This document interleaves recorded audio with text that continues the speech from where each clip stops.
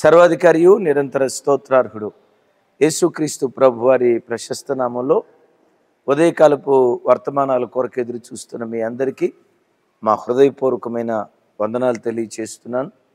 క్రీస్తునందు మాకు అత్యంత ప్రియమైన దైవజనమ, ఈరోజు రేపు అనగా మే నెల 3వ తారీఖు 4వ తారీఖు నీట్ ఎగ్జామ్ రాయబోయే బిడ్డల కొరకు ఇమాన్యుయల్ మినిస్ట్రీ సెంట్రల్ మందిరంలో ప్రత్యేకమైన ఉపవాస ప్రార్థన జరుగుతుంది.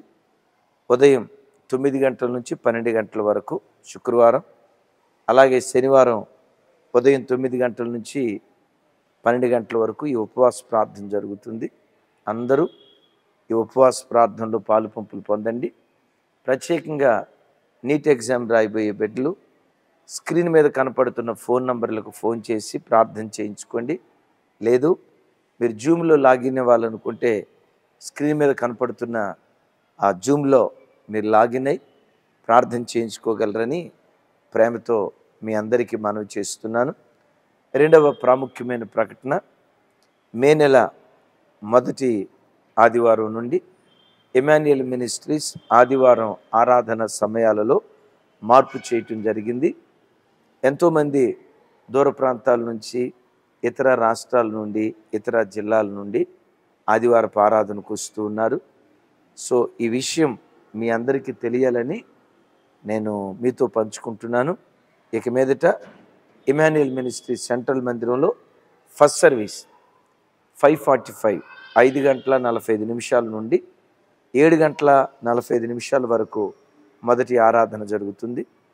సెకండ్ సర్వీస్ 8:30 నుండి 10:30 వరకు, 8:30 నుండి 10:30 వరకు, అలాగే థర్డ్ సర్వీస్ 11:15 నుండి 1:15 వరకు 3 ఆరాధనలు జరుగుతాయి. కుటుంబాలుగా పాలు పంపులు పొందండి. ఈ సమయంలో ఉన్న మార్పును గమనించాలని ప్రేమతో తెలియచేస్తున్నాను. మంచిది. ఈ దినం పరిశుద్ధాత్ముడు మన కొరకు సిద్ధపరిచిన మరో దివ్యమైన సందేశాన్ని విందాం. వాక్యం వింటున్న బిడ్డలారా, నా మాట వినండి. ఎప్పుడు జీవిత పోరాటంలో నీ నాలుకతో నేను చచ్చిపోతా ఈ మాట నీ నోట రావద్దు.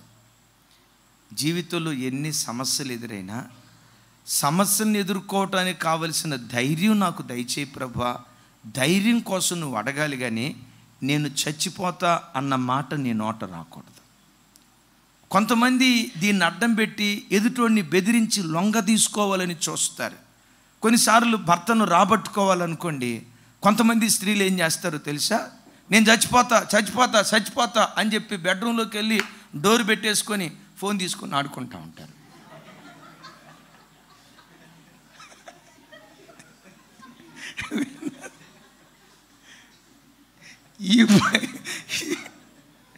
ఈ బయట ఉన్నవాడికి బీపీ చచ్చిపోద్దేమో, అయ్యబాబోయ్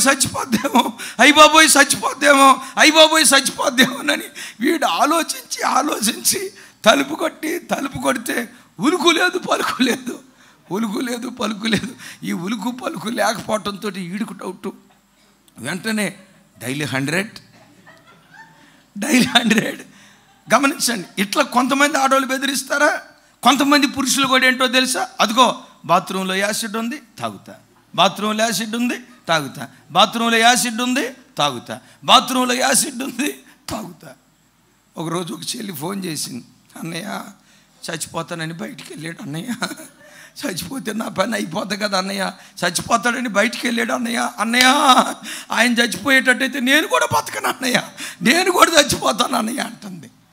నేనన్నా, అమ్మ వాడేమంత తేలిగ్గా చచ్చిపోయాడు, వాడు డెఫినెట్గా చచ్చిపోతానని బయటికి వెళ్ళి ప్యారడైజ్ హోటల్కి వెళ్ళి ఫుల్ బిర్యానీ తిని ఫుల్ ఎంజాయ్ చేసి రాత్రి 10ంటికి వస్తాడు చూడండి అన్నయ్య మీకేమన్నా ఫోన్ చేశాడా?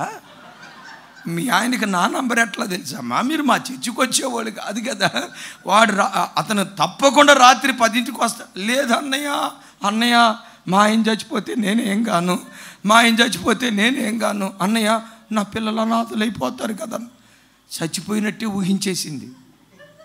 నా కొడుకు ఏమైపోతాడు అన్నయ్య, నా కూతురు ఏమైపోద్ది అన్నయ్య, అన్నయ్య నా పిల్లలు తండ్రి చచ్చిపోతే తండ్రి లేని పిల్లలు అయిపోతారు కదా అన్నయ్య, నా పసుపు కుంకాలు ఎక్కడున్నాయి అమ్మ పసుపు కుంకాలు, నా పసుపు కుంకాలు ఏమైపోతాయి అన్నయ్య, చచ్చిపోతాడేమో అన్నయ్య అంది. సావడో నా మాటను, రాత్రి 10 వచ్చేస్తాడని. రాత్రి 10 వస్తాడంటే మొత్తానికి ఏం చేసిందో తెలీదు. 10 అంటే మనోడు మొత్తానికి 9 వచ్చాడంట. వచ్చేటప్పుడు వస్తా బిర్యానీ ప్యాకెట్ తీసుకొచ్చాడంట. ఆ చెల్లి బాత్రూమ్కి వచ్చి ఫోన్ చేస్తుంది. ఏమైనా తెలుసా, అన్నయ్య వచ్చాడు. నవ్వేరు కదా, మీకు చెప్తా. చచ్చిపోతా అని అన్నావా, ఆత్మహత్యకు పురికొల్పే దురాత్మ నీ మీద ఉంటుంది, జాగ్రత్త. ఈ మాట బాగా వినండి.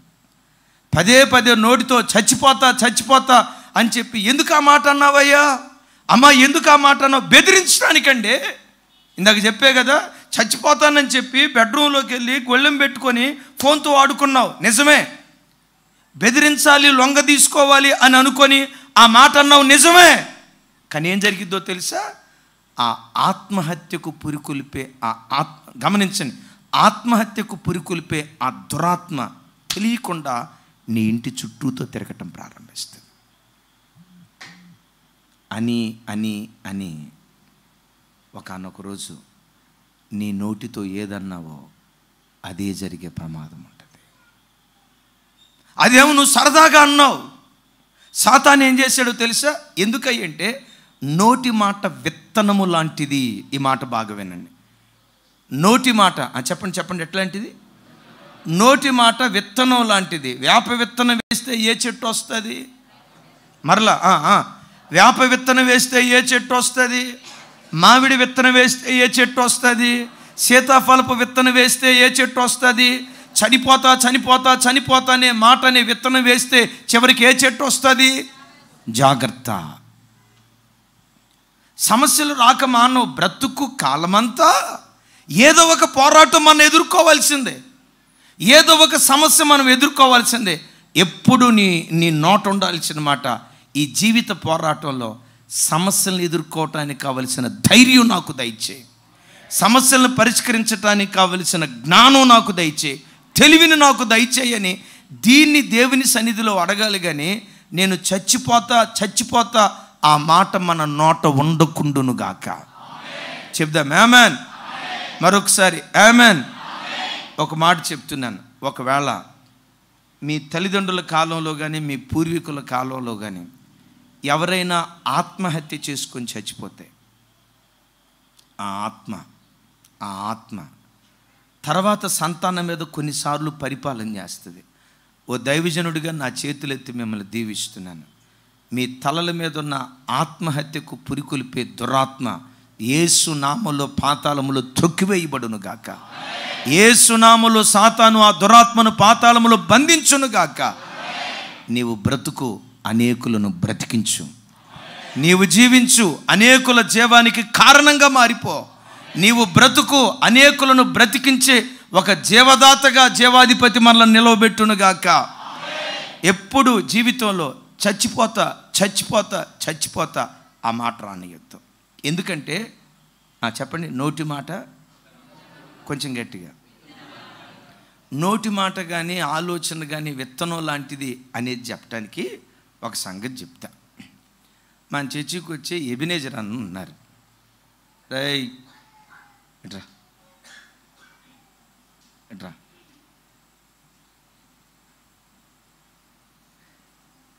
వీళ్ళ డాడీ 2006లోనో 2007లోనో వాళ్ళు ఇల్లు కట్టుకున్నారు.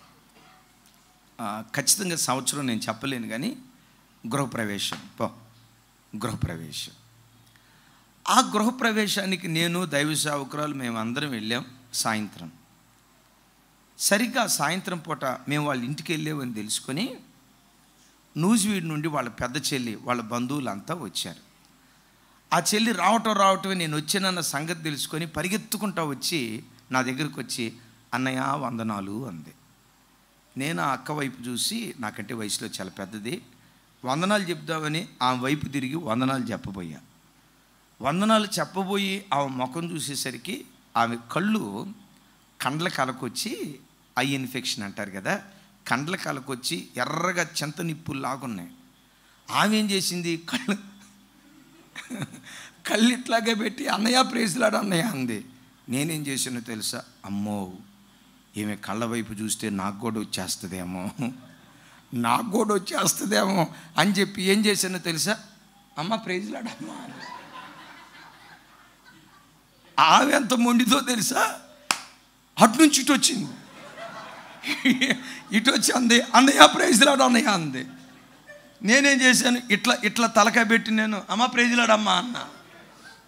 ఇక ఇడి తిరిగి వచ్చింది, ఎదురే నిలబడి అన్నయ్య ప్రైజ్లాడు అన్నయ్య అంది. ఇక తలకాయ తిప్పితే కుదరదని చెప్పి ఏం వైపు చూస్తే నాకు కూడా వస్తుందేమో అని అనుకొని గట్టిగా కళ్ళు మూసుకొని ప్రైజ్లాడమ్మా, అమ్మ ప్రైజ్లాడమ్మా అన్న. ప్రైజ్లాడమ్మా అనేలోపు ప్రైజ్లాడు అన్నయ్య అంది. ఇక మొత్తానికి వెళ్ళిపోయిందిలే అనుకొని నిమిషం తర్వాత కళ్ళు తెరిసా, పోలా అక్కడే ఉంది, అన్నయ్య ప్రైజ్లాడు అన్నయ్య అంది. ఇక చూసిన తర్వాత వచ్చేస్తుందేమో అని అనుకున్నాను. మొత్తానికి ప్రార్థన అయిపోయింది. ఎబినేజర్ మంచి భోజనాలు ఏర్పాటు చేశారు, దేవుడు ఆశీర్వాదకరంగా జరిగించాడు. ఇక రాత్రి 11 ప్రాంతంలో ఇంటికి వెళ్ళిపోయాం. ఆ రోజుల్లో దేవుని కృప ప్రతిరోజు 4 గంటల నుండి 6 గంటల వరకు, 2 గంటలు, కొన్ని సందర్భాల్లో 4 గంటల నుంచి 7 గంటల వరకు, ఉదయం లేవటంతో 3 గంటల సేపు దేవుని సన్నిధిలో గడపటం ఆ రోజుల్లో వాడుక. 4ంటికి లేచాను, ఇక ప్రార్థన చేసుకుందామని చెప్పి 4 ప్రాంతంలో మెలకు వచ్చింది. దుప్పటిట్లా కిందకన్నాను, కళ్ళు తెరుద్దాం అనుకొని కళ్ళు తెరవబోయా, తెరుచుకోవట్లా. ఏంట్రా కళ్ళు తెరుచుకోవట్లేదని చెప్పి ఇట్లా అంటున్నా, తెరుచుకోవట్లా. ఏమైందిరా అని చెప్పి బలవంతంగా అంటే మొత్తం కళ్ళంతటికి ఇన్ఫెక్షన్ వచ్చి అయ్యో ఏమైపోయింది ప్రభా, కళ్ళకొచ్చింది నాయన, కళ్ళకొచ్చింది ప్రభు అంటే, వచ్చిద్దిరా, అది నువ్వు తెచ్చుకున్నావు, వచ్చిద్దేమో అనుకున్నావుగా, వచ్చిద్దేమో అని నాకు అక్కడ అర్థం కాక అనుకుంది ఎక్కడా అమ్మ, చెప్తాలే, అనుకుంది ఎక్కడా. దేవుడు అన్నాడు, నువ్వు అనుకున్నట్టే జరుగునుగాక అన్నాడు. ఆమేనా. నాకు అప్పుడు అనిపించింది, ప్రభా ఇది మనసులో అనుకున్నది కదా, ఒరే నేను నీలేదురా నీకో, నువ్వు అనుకున్నావు కదా, నువ్వు అనుకున్నట్టే జరిగింది. ఎప్పుడు ఆయన పిల్లలారా, నీ మనస్సులో కూడా నువ్వు శపించుకోవద్దు, నీ మనస్సులో కూడా నీ నాశనపు మాటలు నీవు పలకొద్దు. ఎప్పుడు నీ నోటితో నీవు శపించుకునే శాపపు మాటలు యేసు నామములో నీ నోట రాకుండును గాక. గట్టిగా చెప్దాం ఆమేన్. కొంతమంది చిన్న కష్టం రావటంతో మూలను కూర్చొని తల బాదుకుంటా, నా కర్మ, నాలాంటి మొదనష్టపతి, నాలాంటి దరిద్రురాలు, నాలాంటి పనికిమాలింది, అసలు నాలాంటిది బతికితే ఎంత. చిన్న కష్టాన్ని బట్టి నువ్వు అట్లా చెప్పించుకుంటే చివరికి ఏం జరిగిద్దో తెలుసా, నీ నోటి మాటను బట్టి నువ్వు దరిద్రురాలిగా మిగిలిపోతావు, జాగ్రత్త. నీ నోటి మాటను బట్టి నువ్వు శాపగ్రస్తురాలిగా మిగిలిపోతావు, జాగ్రత్త. ఎప్పుడు నీ నోటి మాట ఎలా ఉండాలో తెలుసా, లేనిది ఉన్నట్లుగా పలికేదిగా ఉండాలి, విశ్వాసాన్ని బట్టి. హల్లెలూయా. లేనివి ఉన్నట్లుగా పలికేదిగా ఉండాలి నీ నోటి మాట. ఎందుకంటే పదే నాలుగుతో నువ్వు ఉచ్చరిస్తూ ఉంటే నీవన్నట్టే దేవుడు జరిగిస్తాడు. గట్టిగా చెప్దాం ఆమేన్. నీవన్నట్టే, గట్టిగా నీవన్నట్టే, ఆమేన్ కాదు తర్వాత మాట,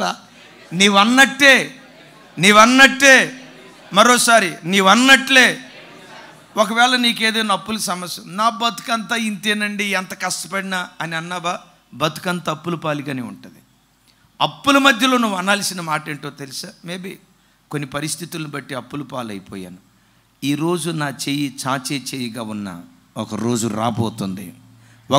రాబోతుంది, ఇదే చేతిని ఇచ్చే చెయ్యిగా దేవుడు మారుస్తాడు. నా బ్రతికెప్పుడు ఇట్లాగే ఉండదు, ఇట్లా ఉన్న చెయ్యి ఇలాంటి చెయ్యిగా దేవుడు స్థిరపరుస్తాడు అని పదే నీ నాలుకతో నీవు దీవించుకుంటూ ఉండు. Praise the lord. పిల్లలకి మార్కులు, కోడిగుడ్డు మార్కులు వచ్చినాయి అనుకో, కోడిగుడు మార్కులు అంటే టీచర్లు రిపోర్టు పంపించారు, మీ ఓడు తలకాయలో ఉన్నదంతా పెండ తప్ప, మట్టి మశానం తప్ప ఇంకొకటి ఏదీ లేదు అని రిపోర్టు పంపించారనుకోండి, వెంటనే ఎవరిని గుర్తు తెచ్చుకుంటావో తెలుసా? బల్బు కలిపెట్టిన ఆయన పేరేంటి? Thomas Alva Edison. Thomas Alva Edison గురించి కూడా టీచర్లు అట్లాగే లెటర్ పంపించారట. ఆ తల్లి ఆ లెటర్ ముందు పెట్టుకొని, నిజమేనయ్యా, నా కొడుకు తెలివి తక్కువవాడు, జ్ఞానం లేనివాడు, జ్ఞాపక శక్తి లేనివాడు, నా కొడుకు జ్ఞానం లేనివాడు, కానీ మేము ఆరాధించే నీవు మాత్రం బుద్ధి జ్ఞాన సర్వసంపదలు గుప్తమై ఉన్నవాడివయ్యా. అవును, నా కొడుకు జ్ఞానం లేనివాడే. నీవెవరివో తెలుసా? జ్ఞానులు సిగ్గుపడినట్లుగా వెర్రివారిని లేవనెత్తేవాడివయ్యా. నా కొడుకు బలహీనుడే, నో డౌట్. అయితే నేను ఆరాధించే మీరెవరో తెలుసా? బలవంతులను సిగ్గుపరచుటకై బలహీనులు నేను కొన్నానన్నావు కదా. ఆ బలహీనుడు నా కొడుకే, ఆ జ్ఞానం లేనివాడు నా కొడుకే, ఆ వెర్రివాడు నా కొడుకే. ఆ వెర్రివాడైన నా కొడుకుని నీ చేతుల్లో పెడుతున్నానయ్యా అని దేవుని చేతులకు అప్పగించింది ప్రపంచానికి అద్భుతమైన శాస్త్రవేత్తగా మార్చబడ్డాడు. అది గుర్తుకు తెచ్చుకొని చదువుకో నాయనా అని బుద్ధి మాటలు చెప్పు, తప్పులేదు. గద్దించు, హెచ్చరించు, తప్పులేదు. కానీ నీ లోపట మాత్రం థామస్ ఆల్వా ఎడిసన్ వెర్రివాడిని మహాజ్ఞానవంతుడిగా ఏ దేవుడు మార్చాడో, నా బిడ్డను ఏ రోజుకైనా దేవుడు అలా చేస్తాడు. ఏ రోజుకైనా అలా దేవుడు చేస్తాడు. యేసయ్యకి మహిమ కలుగును గాక. నీట్ ఎగ్జామ్ రాశారు, పిల్లలు క్వాలిఫై కాలేదు. పిల్లలను పట్టుకొని, రే అంత ఖర్చు పెట్టారా, ఎంత ఖర్చు పెట్టారా, బాధపడద్దు. గమనించండి, అందరూ గొప్పవాళ్ళు అయింది డాక్టర్లు చదివేనా? ఏమట్ట చూస్తున్నారు? గొప్పవాళ్ళు అయింది అందరూ డాక్టర్లు చదివేనా? ఏమట్ట చూస్తున్నారు? నీ దేవుడు ఎవరో తెలుసా? నీ పిల్లలు ఏ రంగంలో రాణిస్తారో ఆ మార్గంలోకి నడిపిస్తాడు. ఆ మార్గంలోనే శిఖరాల మీద కూర్చోబెట్టడానికి దేవుడు శక్తి కలిగిన వాడు. అయితే నేను చెప్పే మాట ఏంటంటే, నీ నోటితో ఎప్పుడు శాపపు మాటలు రానివ్వకు. లేనిది ఉన్నట్లుగా నాలుగుతో ఉచ్చరించు, నీవు అన్నట్టే దేవుడు జరిగిస్తాడు. ఓ చక్కటి మాట చెప్పి నేను ముగింపులోకి వెళ్తాను. ఏమంది తల్లి? నేను చచ్చిపోతాను అంది. తను అన్నట్టుగా నేను నిజంగా అదే జరిగింది. ఎక్కడ జరిగిందో ముగింపులో చెప్తా.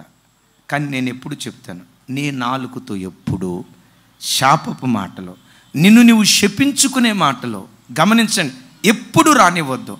నోట నుంచి ఏ మాట బయలుదేరినా అది విశ్వాసపూరితమైన మాట యుండునుగాక. ఆదికాండం 1వ అధ్యాయం చూస్తాం కదా. ఆది యందు దేవుడు భూమి ఆకాశములను, తర్వాత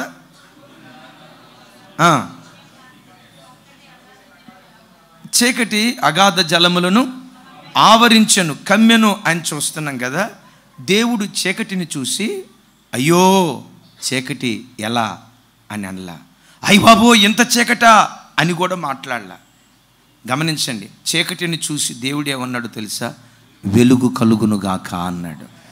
చూసింది చీకటిని, పలికింది వెలుగును గూర్చి.